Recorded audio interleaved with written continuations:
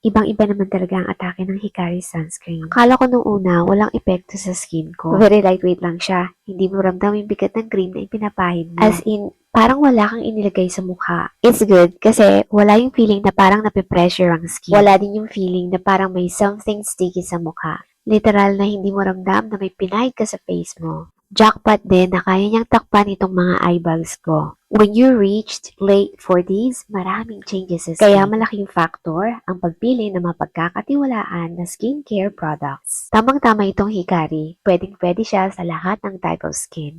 Talagang recommended ko ito sa mga may sensitive skin. Panigurado na mag-glow ang skin mo habang inaalagaan mo ito. First try ko pa lang dito, alam ko na agad nakakaiba siya. Sa texture pa lang ng cream, very light na ang atake. Sa unang pahid, wala kang ibang mafe-feel.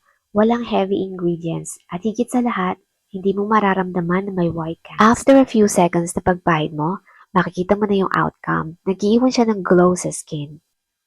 Tinatakpan niya yung black around sa circle ng mata ko at pinapupusyaw niya ang discoloration ng skin ko gaya ng mga pekas. Tinatakpan niya yung black around sa circle ng mata ko at pinapupusyaw niya ang discoloration ng skin ko kagaya ng mga pekas. Nag-iiwan siya ng parang glassy effect, yan ay based sa aking experience. Kung pareho tayo na gustong mag-lighten ng skin at mabawasan ang mga black patches sa mukha, subukan mo na din to. Mayroon silang promo na all-in, kasama na sa box ang toner, day cream at night cream. May kasama na din soap. Kung naghahanap ka din gaya ko ng skincare products, nasa yellow basket ka lang yan.